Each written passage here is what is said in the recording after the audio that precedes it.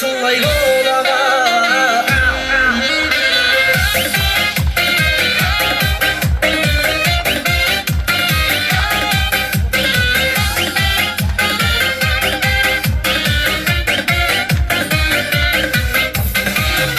Ай, рахмет, рахмет. Ал, қанекей, туысқандар, қанекей, қызметтеріңізге кірісе беріңіздер. Ай, рахмет, рахмет. Ал, ардақты ағайындар, бір сіздердің бір шапалақтарыңыздың шатты күнімен бүгінгі тойдың иесі, бүгінгі тойдың киелері. Бүгінгі 2 жас ортаға шақырайық, ше. Келіндеріңізді ортаға шақырайық. Ал, кеттік. Бір қошемет, құрмет көрсетейік. Міне. Ғашық оты жанады, жана берсін, жұбайлардың жолдары бола берсін. Ай, рахмет, рахмет. Міне ардақты ағайындар, көрдіңіздер ме? Міне 2 жас келді. Міне бүгін өмір деген теңізге, кеме деген тұлпарды ертіп, міне Алла бұйырса үйлену, үй болу сапарына шыққалы жатыр. Ал келін шырақ, бүгін сенің Құдайға шүкір бетің ашылды, көрдік, қандай көрікті керемет келінсің. Енді сен келін біздің осы шаңырақта мынандай келін бол, мынандай. Әрқашанда мынаны, осыны барлық елге көрсетіп жүресің. Әрқашанда. Қалың қалай десе мынандай.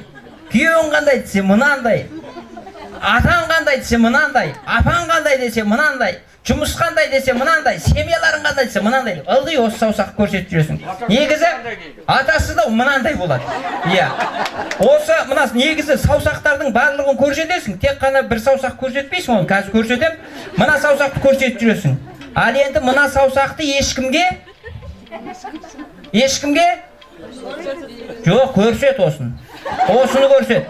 Әсіресе осы жігітіңе көрсетесің.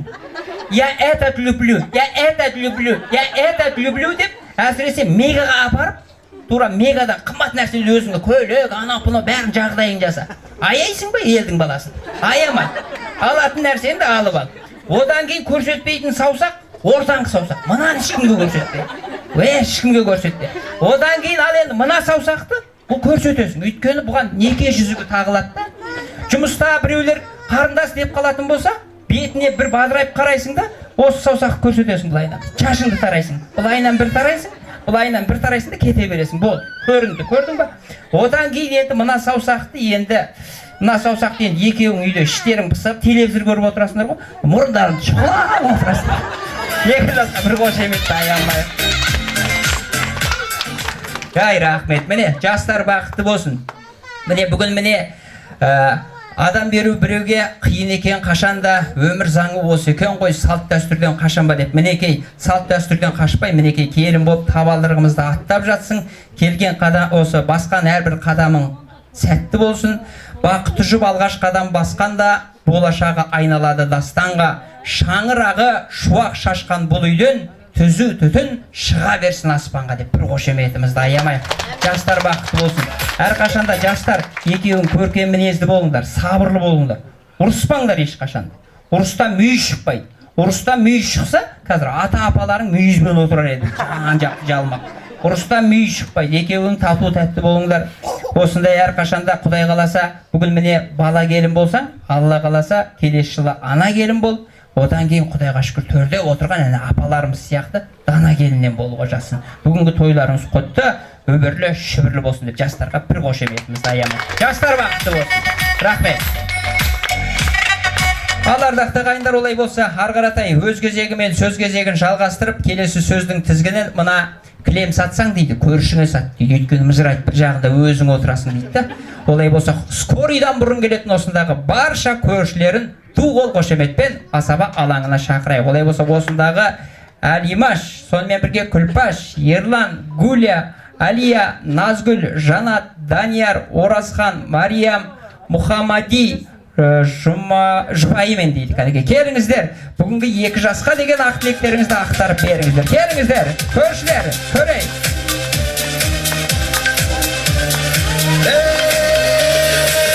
Шаһардан Шымкент шаһарға келін болып кеттің қалай ләйлім, бастадым мәнім басқаны жаным. Көршілер билеп келейін. Әдем, ол міне. Тамаша, міне көршілер. Шымкент шаһарға келін. Ай, рахмет, рахмет. Қош келдіңіздер көршілер. Ал қанекей тілектеріңізді ақтарыңыздар. Кімнен бастайық? бір қысқа нұсқа бір 2-3 адам сөйлесе жетеді. Созбай. Ал Қайрат аға. Келіңіз. Екі өзбек пойызға сен отыр деген пойыз жүріп кетті. Сол сияқты тойдың уақыты өтіп десін.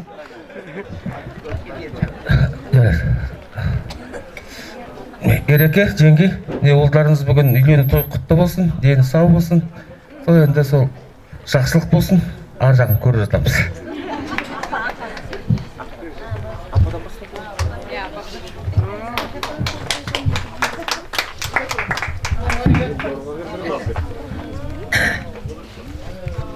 Жиналған қауым, келіндерің қайырлы құтты болсын, оң аяғымен келсін. Осы үйге құт береке келсін. Балалары, ұлдары болсын, оншақты, қыздары болсын, оншақты дегім келеді.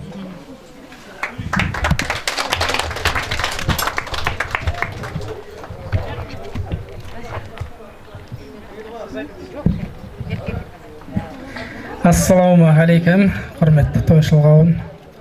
Ереке, Алмадина, тойларыңыз тойға ұлассын, келіндеріңіз құтты болсын. Сендерге қол ұзарып, тіл қысқаратын дұға келіп қалдыңыздар. Дендеріміз сау болсын, әрқашан өстіп тойға жүре берейік. Болды ғой, Ай, рахмет. Міне көршілерді көрдіңіз ба? Баяғыда екі көрші ренжісіп жатыр дейді. Сөйтсе тәтем айтады дейді. Айналайын көрші, кешке дейін мен осы жем шашам, сенің тауығың жеп кетеді десе, тәтем айтады дейді. Айналайын көрші, сенің тауықтарың біздің қораға туып кетсе де, біз жұмыртқасын жеп алып спокойно ұрыспай отырмыз ғой деп айтады дейді. Сол сияқты осындай көршілеріміз аман болсын деп бір қошеметті аямайықшы көршілерге. Көршілер не әкелдік? Би бар ма? Бір қысқа нұсқа бір би болсын. Ал көршілерге бір жақсы бір би қойып берші. Қысқа нұсқа. Ал кет. Шөп көршілер! Айғайға, шуғайға көршілер! Ай, міне, көршілерді көрдіңіз ба? Айғайға, осы міне. Шөп! Айда!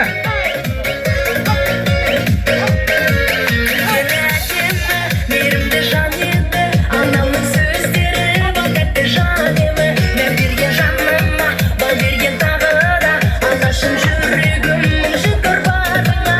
Еркесілігім, сөзіңе ерідім, бір уайым күнге келіп үмірлік серігім, көзіңе көргенде, сөзіңе еркенде, білуім сен ғана беріп бас ертіңе. Жадырап жайнайып, көңілден ойнайып, өтейді еші көңілді. Ренжісіп қалмайық, біздерге санайық, шырмақ алайық өмірді. Жадырап жайнайық, көңілден ойнайық, өтейді еші көңілді. Ренжісіп қалмайық, біздерге санайық, шырмақ алайық өмірді.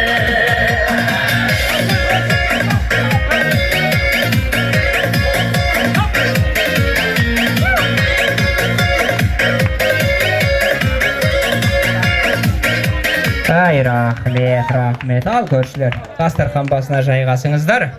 Әнекей торқалы тойымыздың төрінен орын алыңыздар.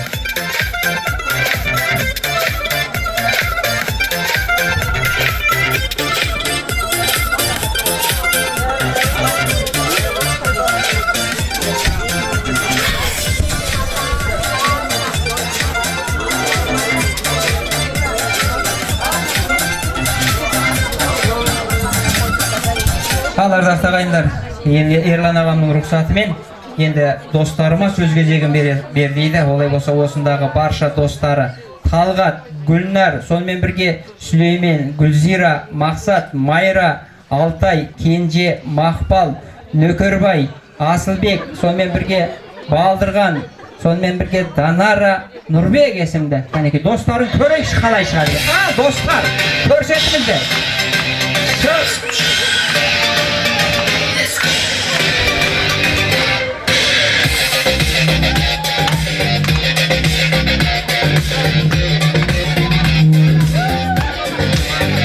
Айғайғайда достар, міне достар. Өмірдің көп қойсаңы, қызықтың алда бәрі. Қарап тұрсаң тағы, достарың өмір сені, аман болсын бәрі. Ай, рахмет. Мінекей, жан достары келді. Жан досым, діндесім, расулдасым, сөзімнің басындасың, көзімнің жасындасың, арамыз ашылмасын, шайтандар қосылмасын, дұшпандар басынбасын, ең бастысы мен сенің қасыңдамын, сен менің жанымдасың деп жаннан табыла білген жан достарына қол ұрып қошемет көрсетіп сөз кезегін берейік. Қане, кім бастайды?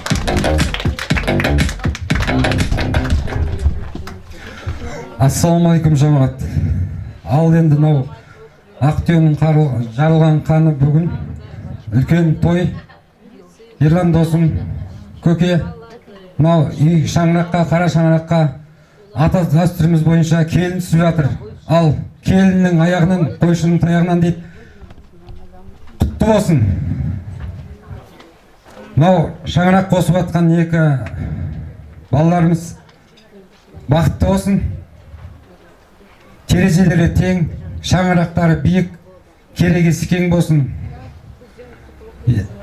Аллам тек жақсылық осы атасы мен Ерлан досымыз әкесінің жолын бере берсін. Ал енді тілейтін тілегім осы әрбір қазақтың үйінде жақсы тойлар бола берсін. Аспанымыз ашық болсын, бейбітшілік заман болсын, қарнымыз тоқ болсын. Тек жақсылықта осындай тойларда кездестіре берсін Алла. Соған нәсіп етсін. Құтты болсын тойларыңыз.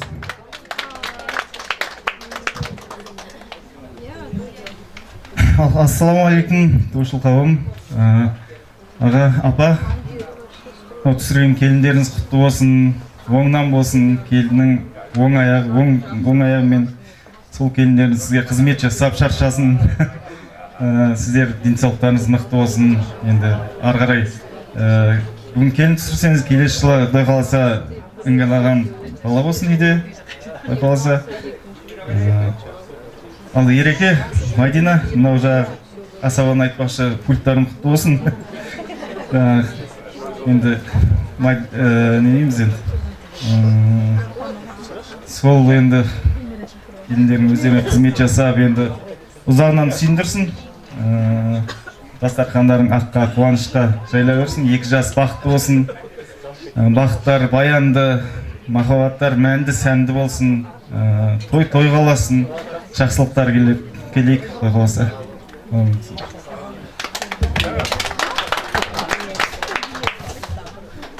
Ал жақсы, үлкен кісілер, түсіріп жатқан немере келіндеріңіз құтты болсын. Осындай той бола берсін. Тойдан тойға жете беріңіздер. Ереке, келіндеріңіз құтты болсын. Сіздерді бізге де жұғысты болсын. Осындай тойлар көп болсын. Тойдан тойға жете берейік. Ассалаумағалейкум, тойшыл қауым, қарымдарыңызға гүлдітсін. Ата апама келіндеріңіз құтты болсын. Ерлан аға, Мәдинет ате, келіндеріңіз құтты болсын. Үйлеріңізді бастаймыз, той болсын. Үйлеріңізден баланың бұлдырап, ойыншықтың сылдыр кетпесін. Денсаулықтарыңыз мықты болсын. Ассалаумағалейкум, тойшыл қауым, тойға келетін адамдарыңызға Алланың нұры жаусын. Апа ата, той құтты болсын.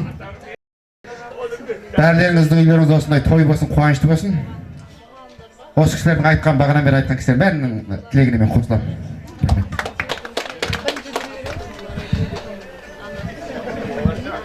Ал құрметті бүгінгі міне Мадина мен Ерланның шаңырағына жиналып отырған барлық қауым, апа ата, нағашы атасы, міне Ильясымыздың Мадина Ерлан бүгінгі міне түсіріп отырған келіндерің оң аяқты болсын. Ильяс баламызбен арай кеңіліміз бақытты болсын. Осы үйге тек қуанышқа, жақсылыққа келе берейік. Апа атаның енді ең үлкен немересі міне сіздерге бірінші құтты болсын келіндеріңіз. Сіздердің дендеріңіз сау болып, осы немере шөберелеріңіздің қызығын көре беріңіздер. Сіздер аман болыңыздар, сіздердің жолдарыңызды берсін. Осылай біздің достығымыз ажырамасын. Балаларымыз міне жасты барлығы алғашқы досымыздың ішіндегі ең міне бірінші келінді болып атсыңдар. Мадина мен Ерлан ата ене болып атанып атыр. Құдалықтарың мың жылдық болсын. Осы үйге, осы екі баланың жақсылығына, тек қуанышына келе берейік. Жастар бақытты болсын. Ай, рахмет. Осы той сіздерге де жұғысты болсын. Құдай қаласа сіздердің де шаңырақтарыңызға өсіп той басқарып біз барайық. Мінекей, жас үлкендер өз алдында бір төбе, олар кеткен қызметің мәртебе. Бәрекелді балам десе болғаны, бақ құсыңның басыңа кеп қонғаны. Жас үлкендер өз алдында бір отау, олар барда асқақ емес алатау. Айналайын, бақытты бол дегені, алдыңдағы көп бөгетті жеңет деген. Мінекей, сіздердің әрбір айтқан бақытты бол деген тілектеріңіз жастардың келешегіне, жалпы өмір жолына зор бақыт, мол қуаныш әкелсін. Жастар бақытты, өмірлері жақытты болсын деп бір қошеметімізді аямайықшы. Ал енді Ерлан ағам достар тойға не әкелдіңіздер? Ерлан ағам мен тәтемді ортаға тартып, бір жақсылап бір билеп тастайға. Ал кет, давай. Тәтем мен ағамның көңілін көтеріп тастайық, достар. Кеттік. Шап, бізге де осындай той жұғысты болсын деп тілеңіздер. Ай, ортаға тартып. Тәтемді бұлай сүйреп, Ерлан ағамды бұлай сүйреп, қыздар. О, осылай. Міне, шап. Осындай достарымды көргенде жас кезім есіме түседі деп, мінекей, жас кездеріңіз естеріңізге алып тұр. Айғайға аттан қосып билеп тастаңыздар. Жанымды бастайын мен 90-шы жылдары гитарасын қолға алып әрбір жігітке салған осы бір ән есте қалған көңіл келмейді 18 пен 25 қайтып келмейді көңіл келмейді 18 пен 25 қайтып келмейді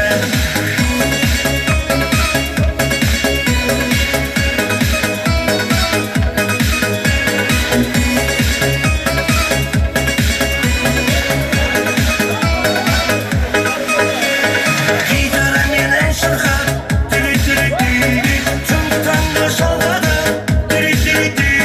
сұлуларға жалынды сиренаны арнады әрбір жігіт әнге салған Ерлан ағам мен жеңгемді дос айғай қайда, шу қайда. Ай, міне. көңіл келмейді 18 пен 25 қайтып келмейді көңіл келмейді 18 пен 25 қайтып келмейді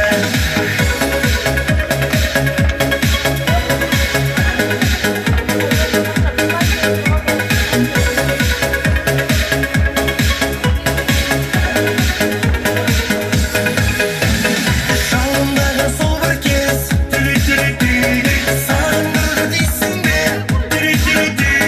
18 пен 25 қайтып келер дейсің бе әрбір жігіт әнге салған осы бір ән есте қалған көңіл келмейді 18 пен 25 қайтып келмейді көңіл келмейді 18 пен 25 қайтып келмейді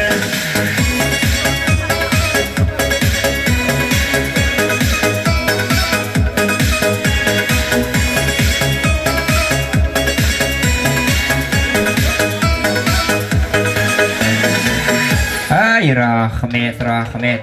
Ал достар, стол басына жайғасыңыздар, дастархан басына. Әркім өз орнына тойған қоздай томпиып отыра қалсын. Отыра қалайық.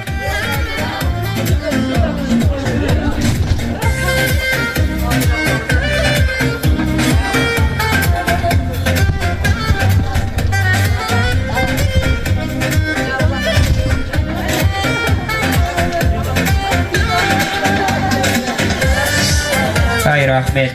Ал ардақты ағайындар, мына ұлын ұяға, қызын қияға қондыру барлық ата-ананың парызы екен.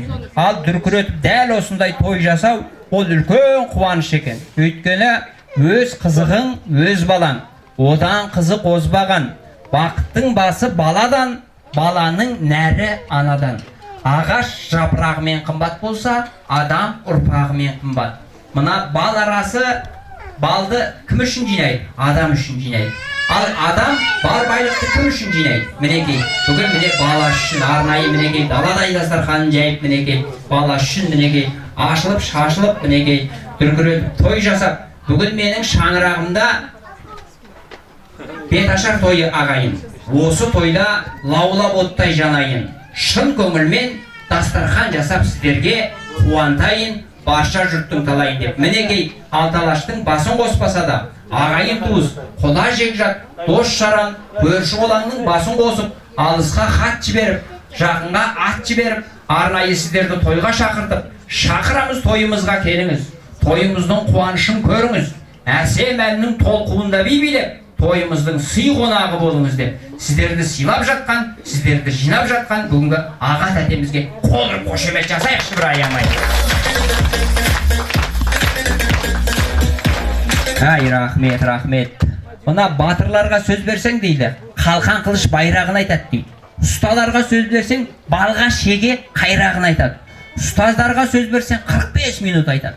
Депутатқа сөз берсең, өтіп кеткен сайлауын айтады. Ішкіштерге сөз берсең, арақ ішіп тойғанын бұтып шатып қайдағын айтады. Жастарға сөз берсең, төбелесіп қырып жойғанын айтады. Әкесіне сөз берсең, үйленбей қалған бойдағын айтады. Шешесіне сөз берсең, бағылмай қалған қойларын айтады. Ал біздің бүгінгі осындағы Ілияс пен осы Арайдың барша достары ақиқат сөздің айғағын, қазақи сөздің қаймағын айтатын осындағы Ілиястың барша достарын ортаға шақырамыз. Ал келіңдер, кел, билеп келейік, достарым көрейікші қалай шыға деген. Достар, міне қараңдар, айғайсап, досымыз үйленіп жатыр деп. Міне қараңыздар, міне көрдіңіздер ме?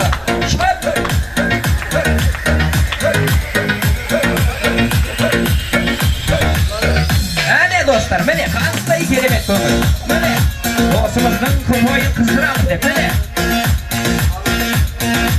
Ай, рахмет, рахмет. Ал кәнекей. Кәне Ілияс екеуің келіңдер, мына жақта тұрыңдар, сендерге қарап отырып тілектерін ақтара береді. Мінекей той иелері, міне. Ал кәнекей достар, кімнен бастайық? Достардың арасында ағай не жүр десең.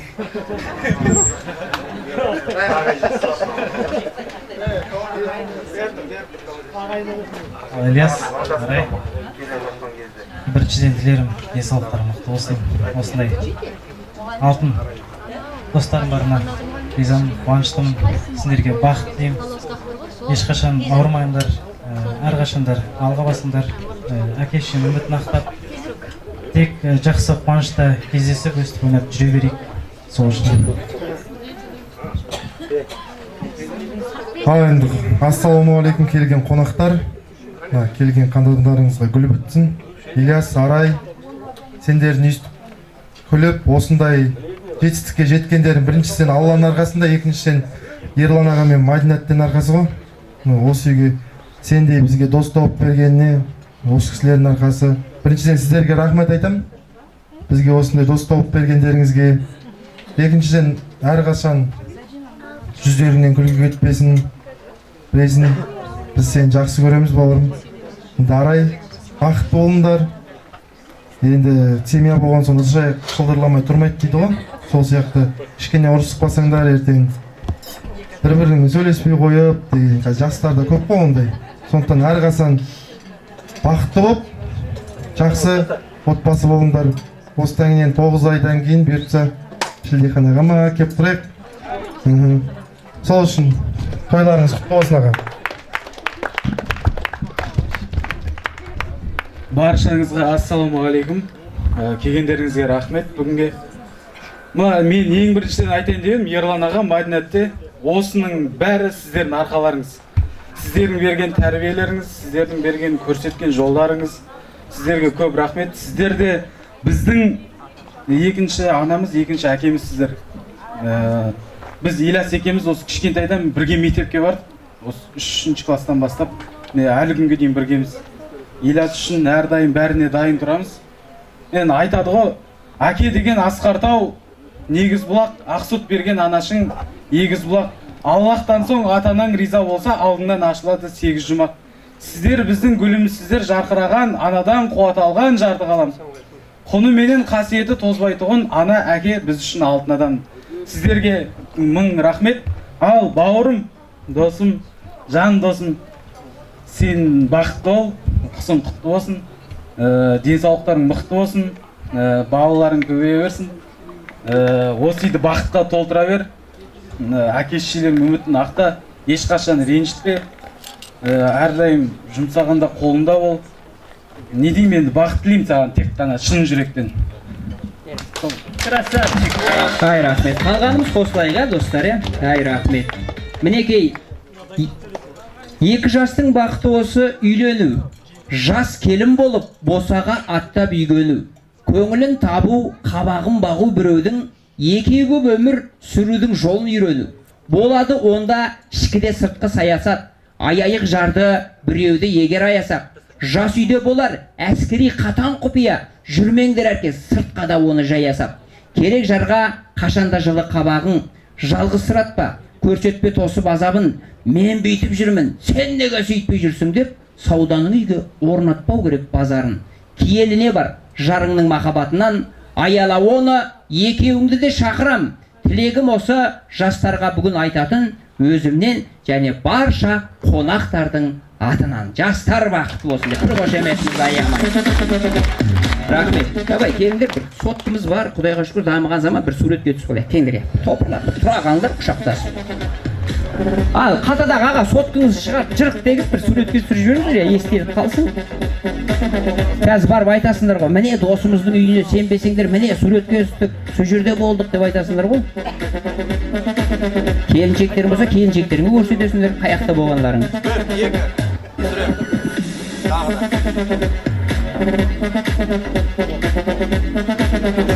Ал достар, бір билеп тастайық бағанағындай, әдемі шықтыңдар, сөйтіп бір билеп тастайық. Досымыздың тойға ал кет, шап. Міне, достар айғай қайда, шып қайда? Ілиястың достары.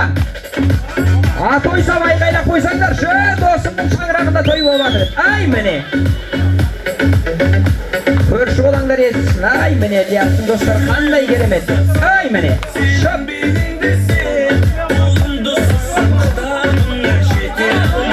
Лақтырыңдар, байқаңдар бірақ. Малай.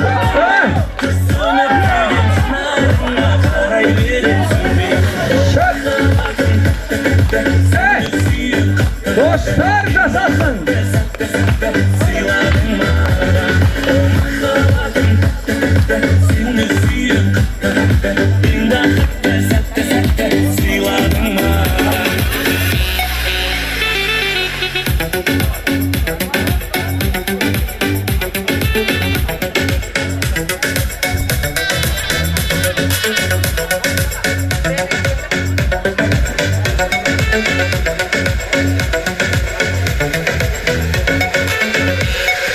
Ай, рахмет. Ал ардақты ағайындар.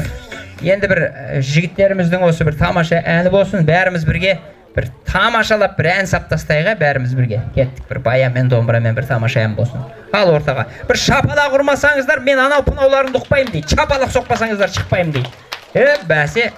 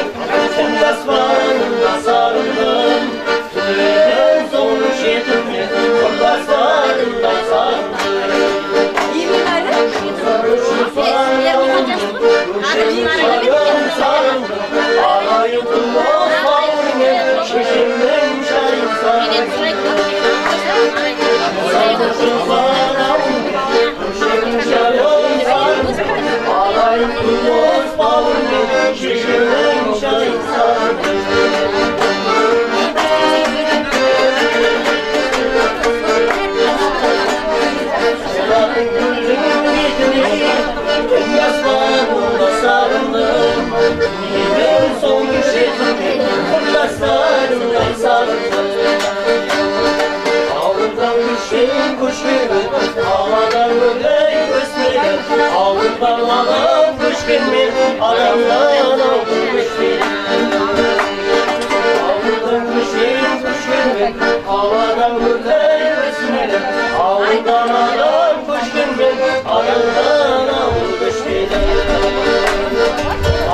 Yalnızlık uçtum ben, yerden almış beni.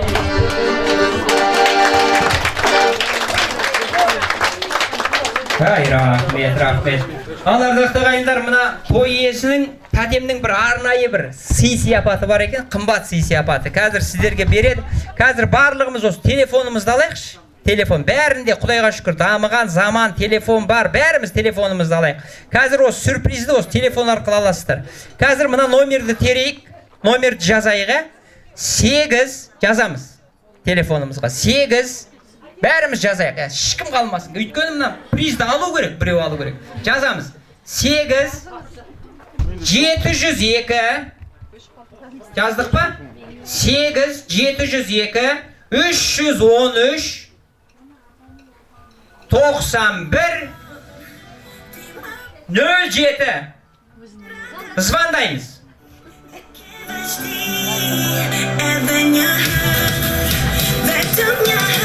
Опа, рахмет. 6403 кімдікі? Келіңіз. Қошемет көрсетейік. Міне. Сыйлықтың иесі.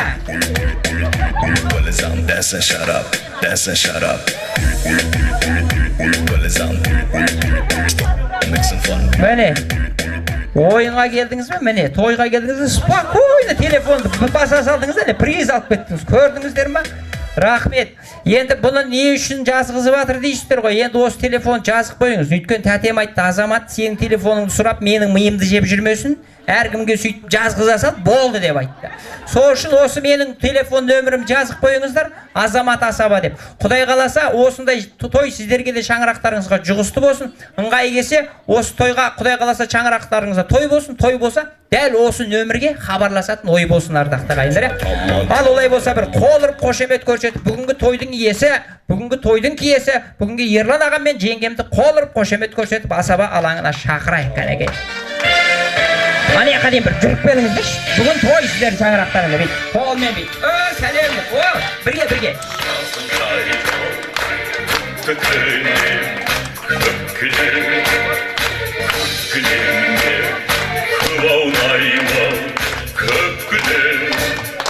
Mandayamdan sıypap ötken samaldı Kazanamdan ağlatan o depreler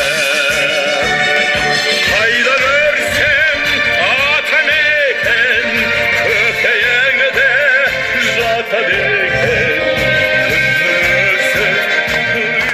Ay rahmet.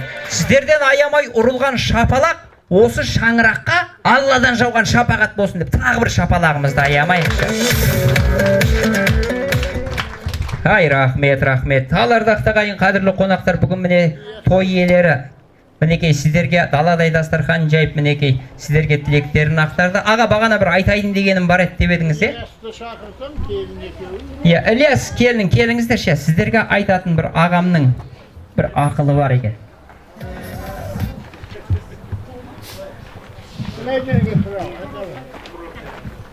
Құрметті ағайын, Құдая тәуба болған. Бүгінгі ойда кемпірім жоқ, кетіп қалды. Ілиясымды тізеге салып, бағып отырады деді. Сол кезде мен осы Ілиясым ершетіп, өзімізді қазақ қызға үйленіп, жақсы адам болса деп едім. Мынау әке шешесі тура осылай болып келеді. Ерлан айналайын, саған да қызым, саған да рахмет. Ілиясыма рахмет, айналайын. Бақытты болыңдар. Құдай осыған жеткізгеніне тәуба демекпін. Ал енді тамадайын ішек. Ергел қарағым. Мен ұстаз адам болғаннан кейін сөз қадырын, айтылған сөзді атамыз, қазақ бабаларымыз академия бітірмеген, әскери оқуды, ғылымды білмеген, бірақ та даналығымен осыншы жерді алып беріп кетті. Сол әке бабаларымыз, адамның ақылы ол бойының ұзындығы, басының дәулігінде емес, міне мынандай сияқты жігітке де береді. Балам, саған мың мәрте рахмет. Öşürde biz tamakpен dәмге тойған жоқпыз. Сенің қадірлі, ұстамды, дәмді, күлкіге айландырған сөзіңе тойып отыр.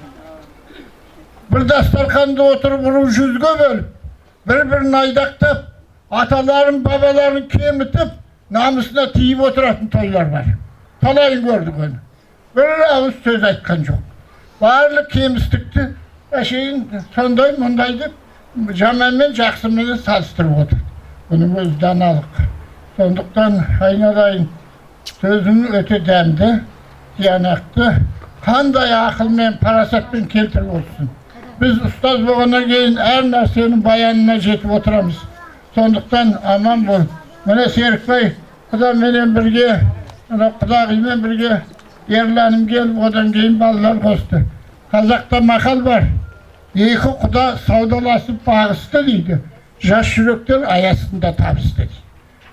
Сүймеген қызды да, сүймеген балаға барып, екеуі екі жаққа теріс қарап жатып, малға сатқаннан Құдай сақтасын. Осылай бір-бірін атып қосылсын. Қазағымда шариатта мысалы, қыз баланы алып алып, 3 ауыз сөз айтып, талақ-талақ деп, түкке тұрғызбай шығарып тастағаннан сақтасын. Әңгіме сақал қойып бұлай жүруде емес, әңгіме адамшылықта, парасатта. Бізді Қазақстанды кейінгізді осы сол шарпыған діни ағымдар бұзып бара жатыр. Содан сақтасын. Айналайын, балам, сен де ұстаз екенсің. Денің сау болсын. Мадинаның үйінде бір мұғалім тұратын болды деп мен мақтан етейін. Жақсы адам бол балам. Ильясымды көзінің ағымен қарасындай. Менің немерем бұл да, Серікбай сияқты. Сондықтан аман болыңдар, бақытты болыңдар. Ал сіздерге жақсы отырдыңыздар, кеуілді отырдыңыздар. Осындай тойды сіздердің үйлерде де болсын. Балаларымыз бақытты болсын, аман болайық. Балаларымыз біздің қадірімізді біліп, сыйлайтын болсын. Өмір бақи көкке көтеріп жүретін болсын. Аманшылық тілеймін. Ал енді көпшілік, мына келгендеріңізге рахмет. Мына екі баламның жақсылық ниетіне, мына балаларыма енді жақсы бақыт тілеймін. Жақсы мына жолдас жоғаларына, мына құрдас құрбыларына, ерланның жолдастарына, мен неше күннен бері осында келіп күндіз түні демей, мына Нөкербай, мына кем сияқты жолдастарына рахмет, мақсат сияқты. Міне, осындай асабаны тауып, жолдасына көмектесіп, біреу неден тауып әкелген. Рахмет. Бақытты болыңдар барлығы. Әй, рахмет, аталарымыз мінекей осындай ақ батасын беретін осы ата-аналарымызға бір қошемет көрсетейікші. Аталарымыз аман болсын, елімізде тыныштық заман болсын. Мінекей, ұштасаң талабыңды қаламұштай, тұрады екен жүрген сайын жол алыстай. Өмірде ата-ананың орны бөлек, ұл қызын баулы тұғын бала құстай. Дәм жасса талай тойда кезігерміз, күн сайын өзгереміз, өркендейміз. Ұл қызының бақыт үшін ғұмыр кешкен ту қол қошеметпен ата-анамызға сөз береміз деп ата-аналарымызға қошемет, құрмет көрсетейікші. Бірінші сөздің тізгіні әкемізден бастайық. Әкелер алдымыздағы тауымыз, сая болар орманымыз, қауіп қатерден сақтайтын қорғанымыз. Әкелердің мықтылығы рухында, болаттай берік, құрыштай қайсар рухы бар әкелеріміздің өз перзентіне деген көрсететін үлгі өнегесі зор. Әке ер, ана жігер, бір үйде екі кемеңгер деп, екі кемеңгерімізге қол ұрып қошемет көрсетіп әкемізден бастайды. Бәрлеріңізге рахмет. Бүгін біздің қуанышымызды бөлісіп келгендеріңізге, алыстан келген нағашыларыма, жезделерім бәріне рахмет. Ағаларым, бәрлерім, достарым, енді әрқашан тойда кездесек, енді үлкен тойда кездесеміз бәріміз. Үлкен рахмет бәріне. Қуаныштың бәріне келгендеріңізге өстіп уақыттарыңызды бөліп. Рахмет. Ай, рахмет. Мінекей, әке деген биік шыңы адамның, әке деген тірегі ғой қаламның. Әке деген бойыңнан аққан қаныңда, шыққан тегің ол негізің жаныңда. Не десең де әке орны тым бөлек. Қайда жүрсең қолтығыңнан тұр демеп. Нағыз әке ақылгөйде асқар жан, барлық ұрпақ әкелерден басталған деп. Ұрпақтың көзі болған, ақылшысы тәрбиесі өзі болған әкемізге бір қол ұрып қошемет жасайық. Ал құрметті қонақтар, туыстар, барлықтарыңызға рахмет. Бүгін біздің қуанышымызға келіп бөлісіп отырсыздар. Алдымен осында үлкен біздің папамызға, екінші папам, мамама рахмет айтайын деп отырмын. Осы шаңыраққа келгелі міне 23 жыл болды. Как раз 7 сентябрьде біз қосылғанбыз Сәулет әтенің үйіне барып. Осы кісілерге ризамын. Ешқашан осы қанша жыл болды, бір жаман сөз ештеңе естімедім. Өз қызынан да артық көрді, рахмет сіздерге.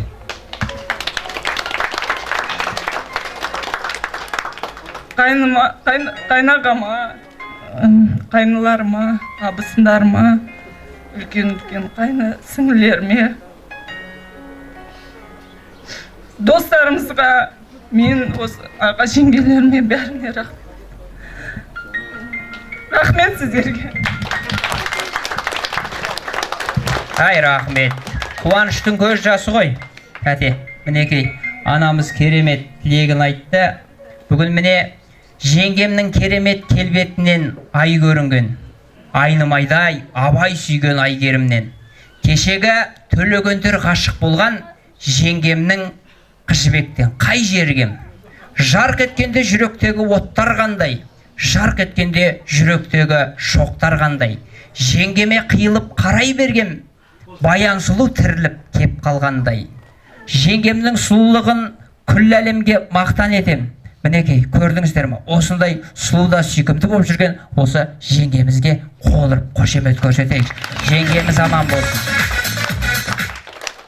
Тағы да бір айтайын дегенім, Мадина мен Ерлан екеуі 7 күні қосылған.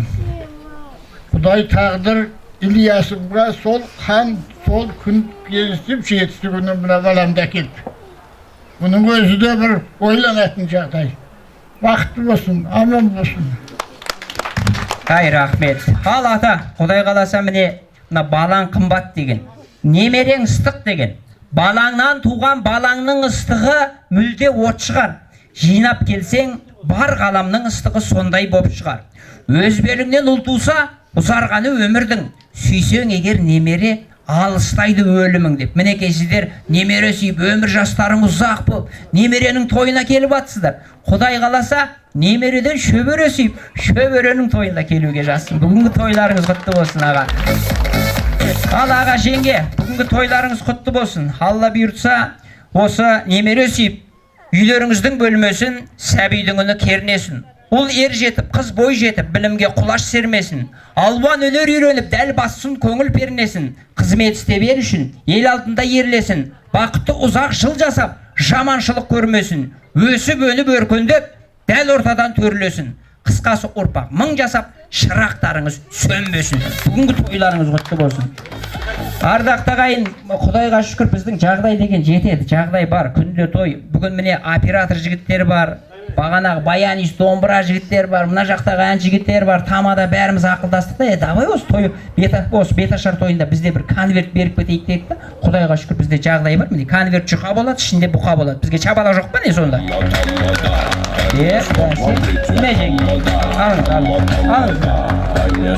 Рахмет. Анаяқта апам айтып жатыр. Не әкелді екен сонша дейді. Ашыңыз, көрсетіңіз. Жағдай деген жетеді, бар, көрсетеміз қазір. Көрсетіңіз. Не ол? Тойдың списі ғой. Құдай қаласа, Алла бұйырса, 9 күннен кейін шаңырағыңызда той бол. Дәл осы жерде шаңырағымда той бол деп, мына список бойынша бәріміз 4 дүниеміз түгел осы жерге жиналады. Мынау аманат сізге. Шаңырағыңызға қойып қойыңыз. Ай, рахмет. Бүгін міне тойдың керемет өткені соншалықты. Әжелер аталарымен сүйкімді. Аталар баталармен, ағалар тәтелермен, тәтелер кіп кішкентай бөпелерімен сүйкімді. Қыз қылығымен, жігіт біліммен сүйкімді. Бүгінгі той той иелерімен, айғыр биелерімен, қошқар қойымен, қой қозысымен сүйкімді.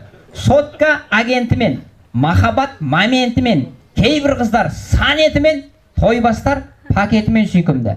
Нағашы жиенімен, әйелі күйеуімен, інісі ағасымен, бұқа танасымен сүйкімді. Ал біздің бүгінгі тойдың керемет өткені соншалықта айғай-шу қошеметпен сүйкімді деп бір қошемет жасайықшы. Ай, рахмет, рахмет. Мына кейбір қыздар дедім, санетімен дедім, тойбастар неменесімен сүйкімді дедім? Пакетімен. Ай, тамаша. Ал біздің шаңырағымызда той енді басталды. Құдай қаласа 9 ай 9 күннен кейін шілдеханаға келесі деген ойда. Ал кеттік, тойбастарды бері қаратайық. Кеттік. Үйлену тойы бар, құдай қаласа. Шілдехана тойы бар.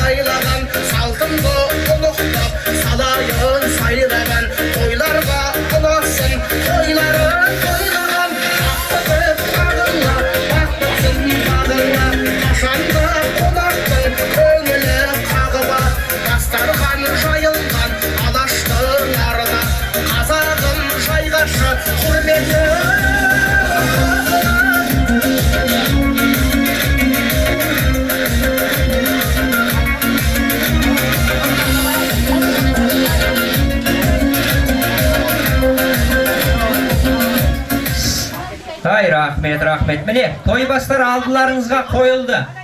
Ал енді, ано жақтан тойбастар бар ма өзі? Бар ма? Енді ана үлкендерімізден ән айтқызсақ, Шәмшінің концерті болатын сияқты. Ал жастар, сендер айтыңдар десем, суперстар KZ болып кететін сияқты. Біздің әнші балаларымыз айтса бола ма? Болады десеңіздер, бір қолырып қошемет көрсетіп қойыңыздар. Ай, рахмет. Мына арғатамды сұрасаңдар, қол бастаған. Бергі атам бертін келе жол бастаған. Шіркін-ай, мынау маған қиын боп па? Суырылып топтан шығып той бастаған деп тойбастар әні Алмат балаларыңызға бұйырған екен. Олай болса Алмат балаларыңыздың тойбастар әнімен андағы тойбастарды ашатынын шашып, шашатынын шашып, жыртатынын жыртып, құртатынын құртып, алатынын ал, салатынын салып алыңыздар. Сіздерге де осындай шаңырақтарыңызға той жұғысты болсын, той құтты болсын. Алмат балаларыңыздың әнімен тойбастары ашыла берсін.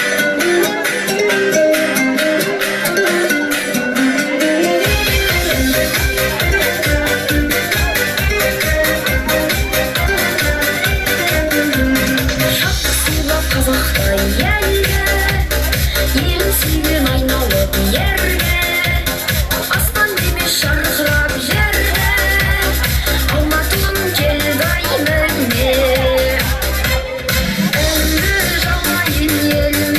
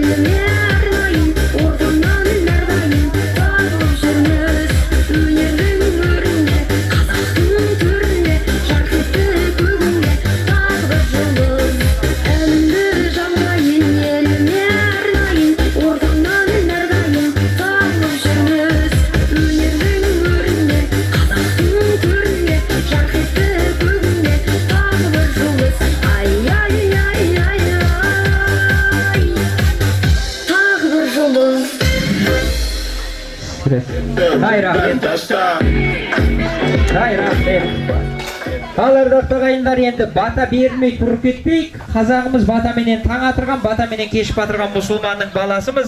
Иллахи әумин деп, ауыл ақсақалымыздан ақ бата алайық. Алақан жайы ардактуу агайындар. Әумин.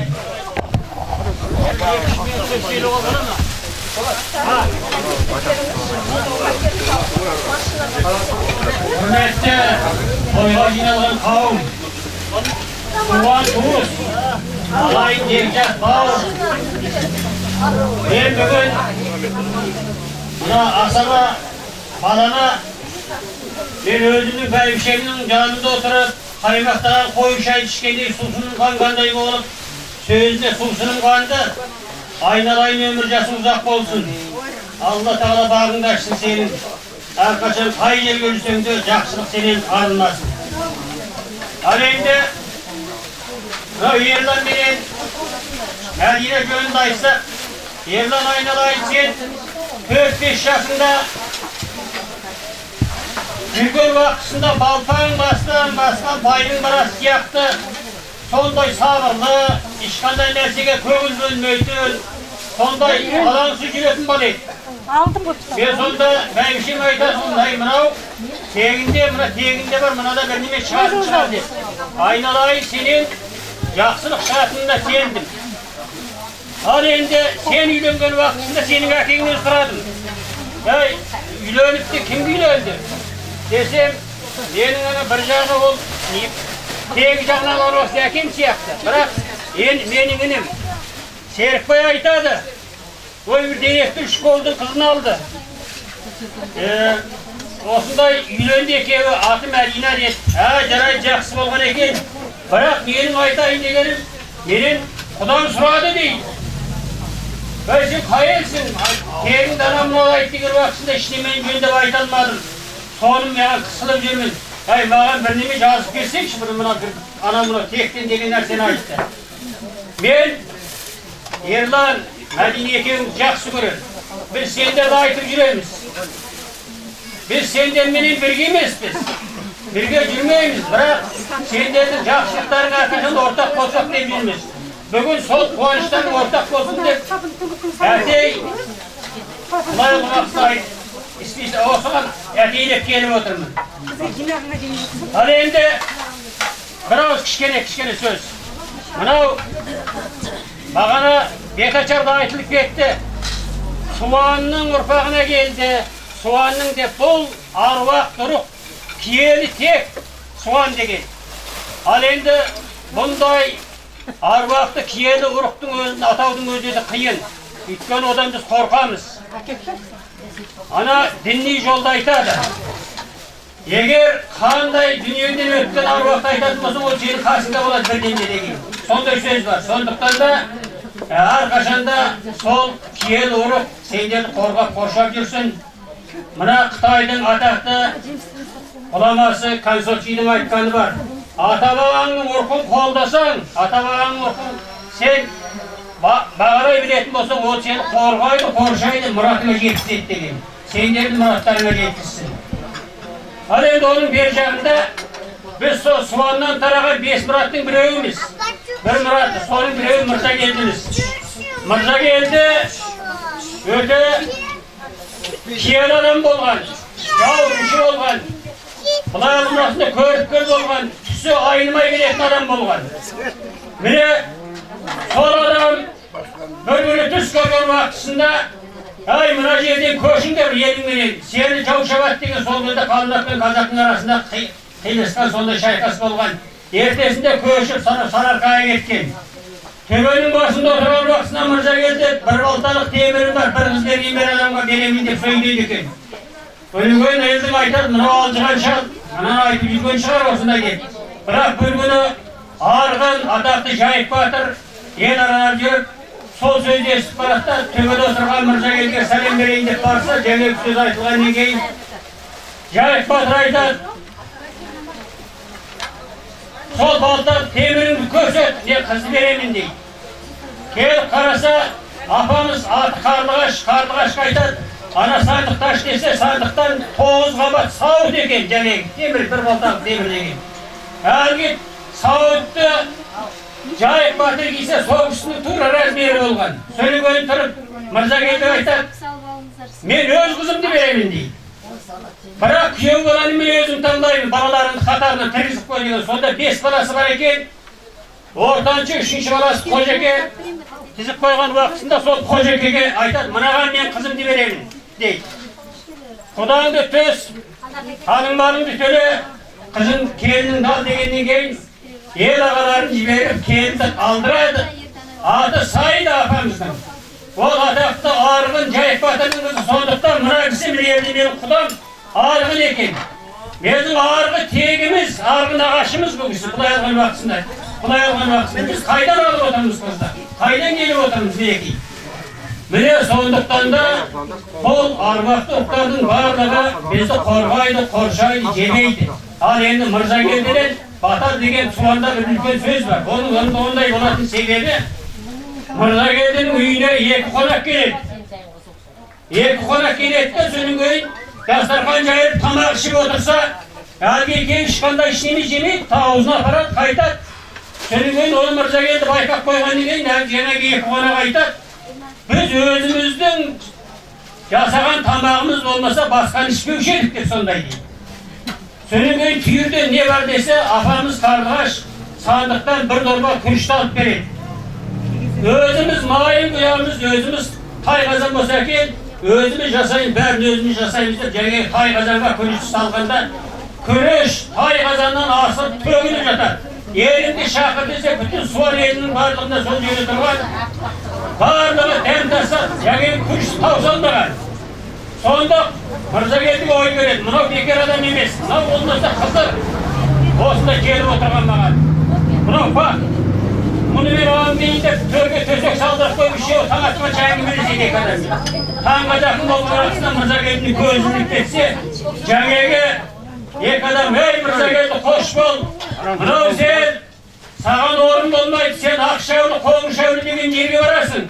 Сол жер саған орын болады, соған мекендейсің деген. Мына сол жерден Ақшаулы, Қоңыршаулы деген жерде мен мотоциклмен көп аралаған жүрген жерім, мен мына Семей облысында болғанмын, мен елімнің ішінде болған адам емеспін. Сондықтан ол мына Үржар ауданында Қарақол Саққозының жері. Кейін Мырзакелдінің біраз Қожеке қатты байыған, оның торғашта жылқысы Қарақолдың өзеніне түскен аяғында су тартылып қалады екен дейді.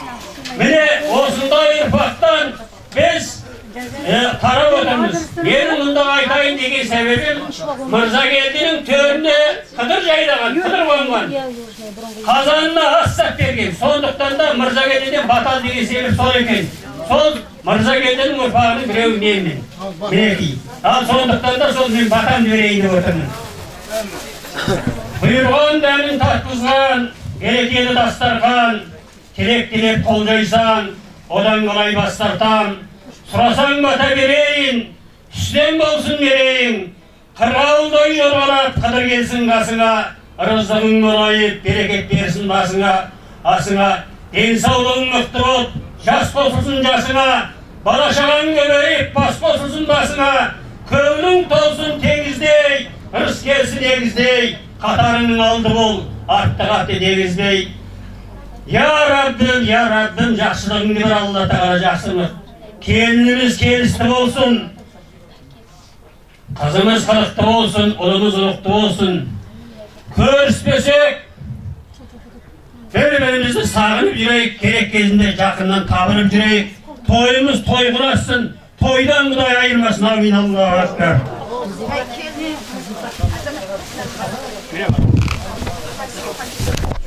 Рахмет. Енді ардақ ағайын бедейікші. Оң қолымызды биікке көтерейікші бәріміз. Оң қол бәріміз аға. Жұмайық, ашайық, жұмайық, ашайық. Дәс.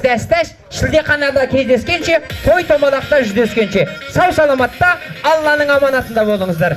80-ге дейінгілер ортаға биге, 80-нен асып кеткендер технична үйге. Ал кет, ортаға би алаңына. Күліңді япа сенің көңілің, көріп сенің мен атын күлім. Ерекшесің елден айдай сол көркем, апа гүлді көйлек киген еркем. Ауысықпай үйленетін күнді, ақ көйлекті бір сұлуды сүйдім. Жасың 25-те Kaşan yürünesin giydi Ko'ylagim bor deysan Onu nega kiymeysan Appa ko'ylak kiyib